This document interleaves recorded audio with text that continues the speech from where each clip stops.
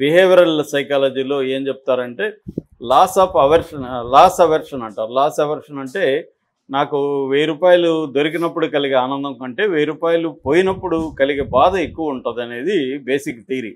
అలాగా ఇప్పుడు వీళ్ళకి 2000 3000 ఎవరో ఇస్తారు, కానీ వీళ్ళ పథకాలు పోయాయనుకో మంత్లీ వీళ్ళకి పోతుంది.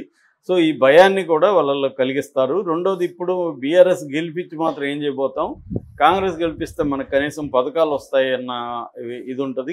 కాంగ్రెస్ని ఓడిస్తే పథకాలు పోతాయేమో అన్న భయాందోళన కూడా వాళ్ళల్లో ఉంటాయి. అందుకని ఇక్కడ ఏమైందంటే బీఆర్ఎస్కి middle class, upper middle class వీటిల్లో బలం ఉండొచ్చు, కానీ వాళ్ళెవరు వచ్చి ఓట్లు వేసే పరిస్థితిలో ఉండరు.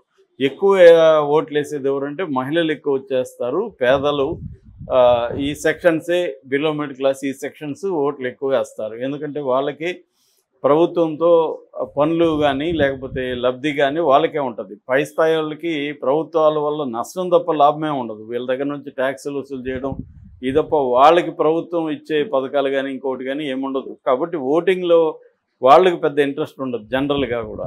సో ఇక్కడ అదే జరిగింది. రెండోది, ఇంకొక ఇది చేసింది ఏంటంటే ఈ ఫ్యామిలీకి ఎంతో కొంత మాగంటి సునీతకి బిగినింగ్లో ఒక సింపతి అనేది ఉంది. ఎందుకంటే మాగంటి గోపీనాథ్ అంటే మంచి అభిమానం ఉంది, 3 సార్లు ఆయన ఎమ్మెల్యేగా గెలిచాడు.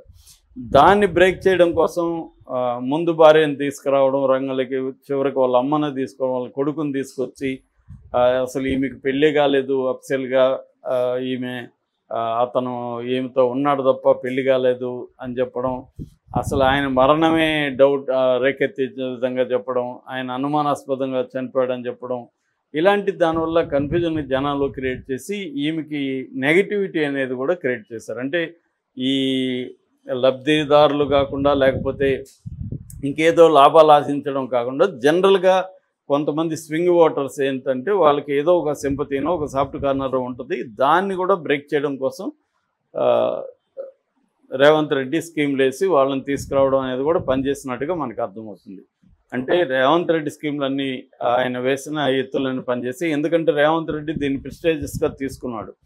ఈ ఉప ఎన్నికలో కానీ ఓడిపోతే రేవంత్ రెడ్డికి ఇంటర్నల్గా కూడా చాలా ప్రాబ్లమ్స్ వస్తాయి కాంగ్రెస్లో. కాబట్టి ఎట్టి పరిస్థితుల్లో గెలిపించుకోవాలి అనేది రేవంత్ రెడ్డికి ఉంది. బిగినింగ్లో కూడా అసెంబ్లీలో గెలిచిన తర్వాత ఎంపీ దీంట్లో అంత పెర్ఫార్మెన్స్ రాలేదని రేవంత్ రెడ్డి మీద విమర్శలు ఉన్నాయి. కాబట్టి ఇప్పుడు రేవంత్ రెడ్డికి ఏంటంటే విత్ ఇన్ ద పార్టీలో కూడా అనేక డిసెంట్ వాయిస్లు, ఆయన ఎవడు కేర్ చేయట్లేదు, ఎవరి పార్టీకి వాళ్ళు పనులు చేసుకుని ఎవరి పార్టీకి వాళ్ళు అక్రమాలకు తెరదీస్తున్నారు అనేది టాక్ వచ్చింది. రేవంత్ రెడ్డి కంట్రోల్ లేదు పార్టీ మీద అని.